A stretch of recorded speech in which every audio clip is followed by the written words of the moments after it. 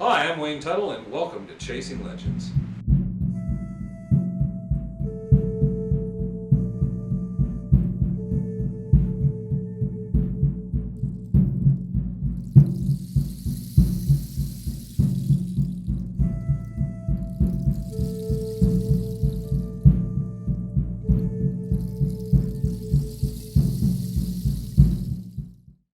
Hi, I'm Wayne Tuttle, and welcome back to Chasing Legends. This week we're going to talk about something that occurred probably between the years of 1978 and 1980. It could have been a little later, not quite sure. There were 3 or 4 of us that headed up to the Superstitions. We went up into Bark Canyon, went through the draw. We continued to work our way up Bark Canyon. Part of the reason was anyone that's been down in there past the Peralta Rock can see Weaver's Needle up in the junction, like in the gun point of the canyon. So we wanted to kind of go up in there. We hadn't been up in there at that time, and we were kind of thinking, is there a spot when you get up and crest that ridge?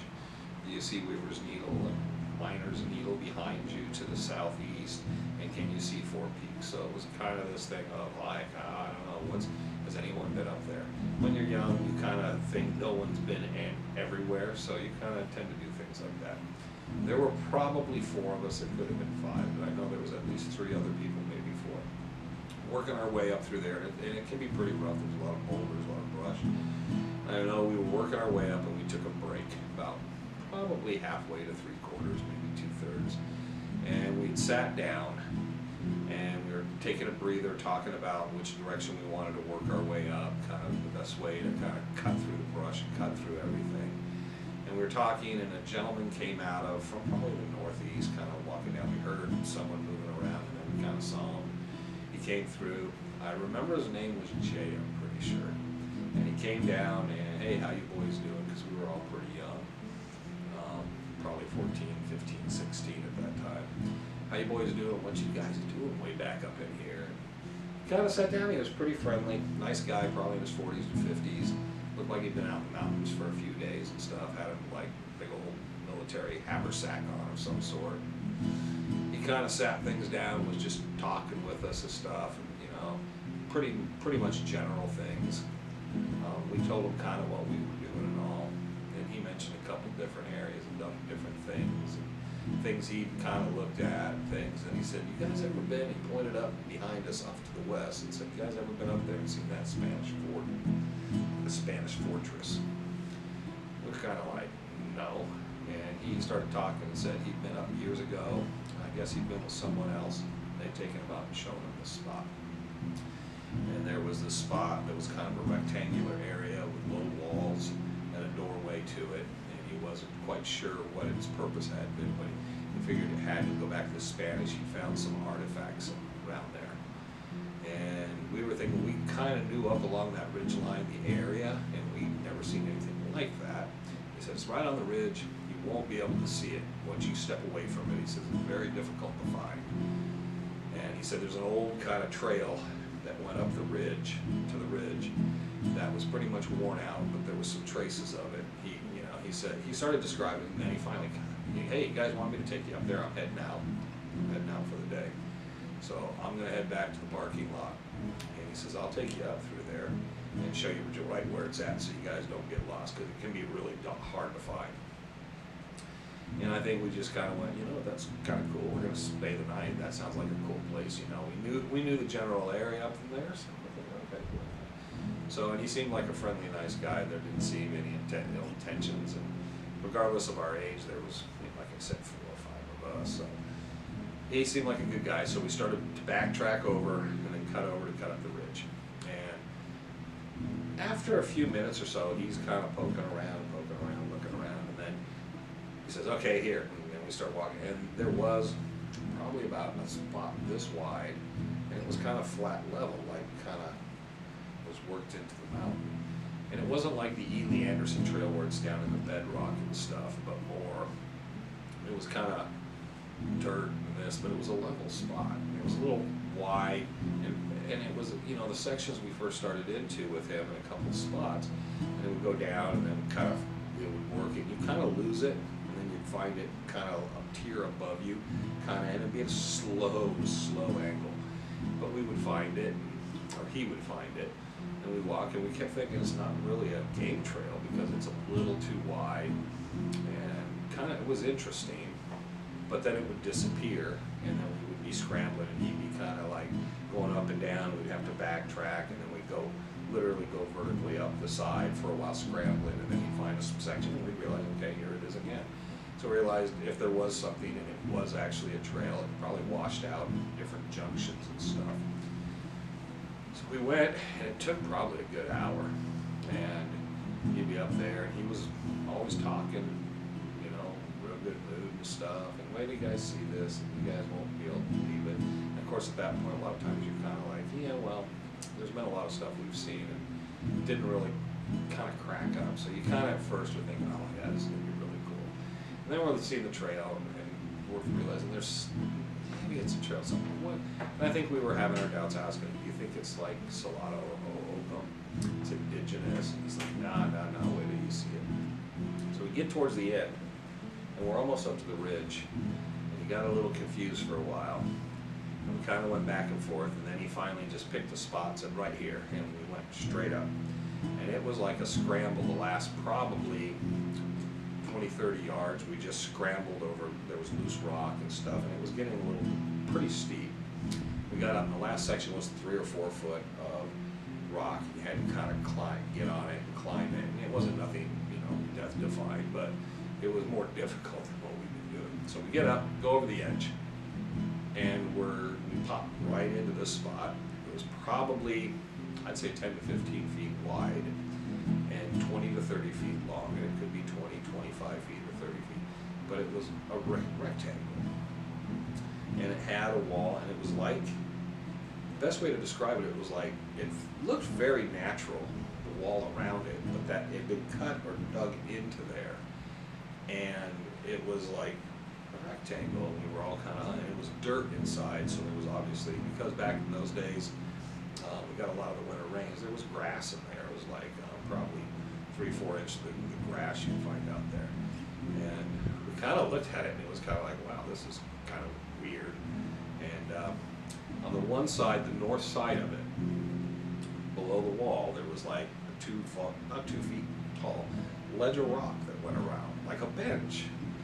And we were sitting on the, you know, the wall and sitting on that, and looking around at it and thinking, this is kind of exactly what he described, but is it really a Spanish fort? And he went over off to the side and started to show us pieces of metal. They had wormholes almost like in it. It was like rusty, and he said there was a couple pieces of stuff he thought was bronze or brass he had taken home.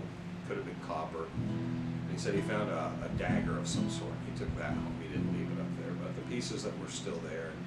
He said he'd been up there a few times, and he found those, and he put all the pieces, anything metal he was finding around this area, over in this corner. And we were kind of, you know, we talked for a while, and I don't remember this exact, you know, who the guy was that showed it to him, or he'd been up there with, but he talked about it. And so then we were looking at the doorway, and going west, dead center of the rectangle, there was like a flat, like entrance stone, you'd almost call it, because it was all dirt and grass, but there was a stone. Now, it wasn't a perfectly rectangular stone, but it was a piece of flat stone, and then there was like a step above it, and then it went through between these 2 pieces of rock. Now, the wall you were dug into was probably 2.5, 3 feet tall, but this was about 4 to almost 5 feet tall, and it was like a doorway, and you could walk through it.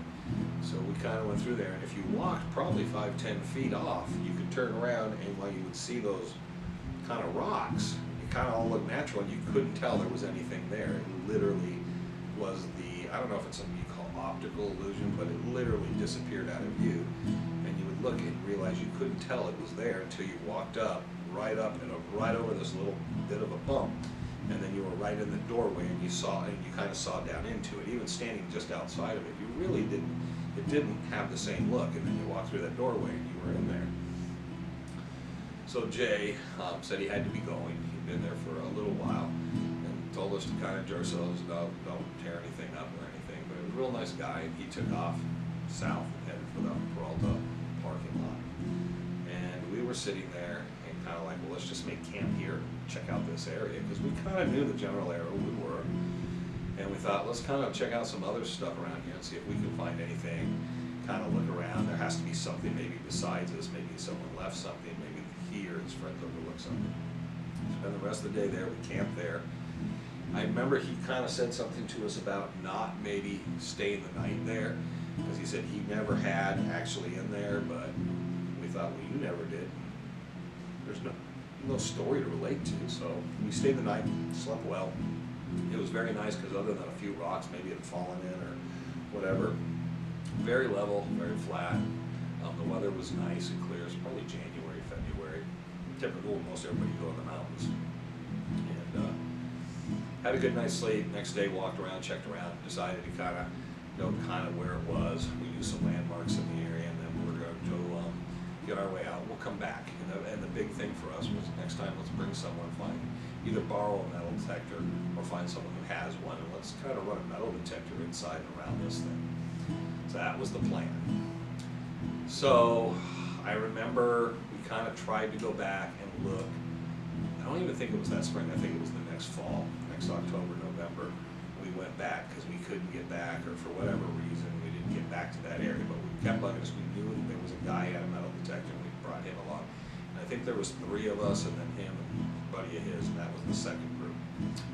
And we figured we didn't have to go through Barks Canyon. We'd go up across, and we'd go along the cave trail, and then get up onto those ridges and work our way that way and find it. And we spent the entire day looking. We ended up camping out there, and then looking the next day. We never found it, which we thought was weird, because we were pretty sure we knew where it was, and every time we went and we thought we kind of saw something, we're pretty sure where it was, we could not find it. So we gave up, packed it in, and went back. February, March, I know we came out again. That time we decided to go through Barks Canyon. We went up through, worked our way back up again. Nothing. We came up, and we came up the ridge and actually dropped back down and came up several spots, walked the ridge best we could, and nothing again. And it started to really bother us because we knew, because it was kind of one of those things when there's 3 or 4 of you that have been somewhere, you're comparing notes. You have the same story, you saw the same thing, and we never found anything. We spent the entire day, and then we camped that night because we were familiar again with the area. Next day we went out, never found it. Totally puzzled. Like, we can't find this thing. We're walking, and we split up into groups, and nothing.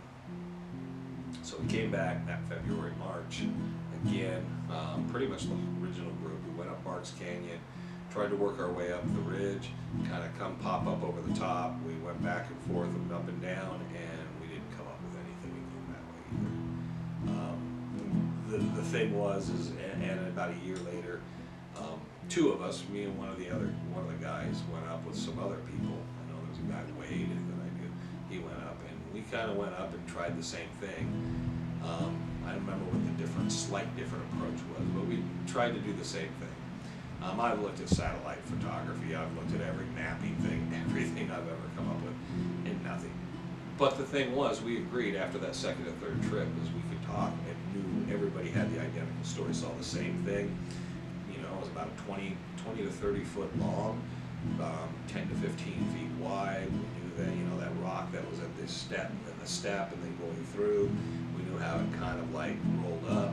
And we would talk, and we could say, yeah, it was kind of, the rock was grayish, kind of this, and, you know, we knew the bench on the north end, and we put the fire over here, so we could literally have the same exact story, totally in tune, but we could never relocate it. The last time I went up, I believe, was on a solo shot, probably early 2000s, probably 2003, 4, or 5, and I'd done one in the early 90s, but at that time I went up, and the same thing happened. I went up, I knew I was much more foggy as where we were, but I went up and decided, you know, I'm going to do one last time, just kind of walk the ridge area and see if there's anything familiar, anything that just comes back to me, and still saw nothing. So somewhere between Geronimo's Cave area and Devil's Slide, if you know where I'm talking, and the cave trail entrance and so forth on the ridge lines on the east side over that way, there was this flat rectangular area, 20 to 30 feet, 10 to 15 feet.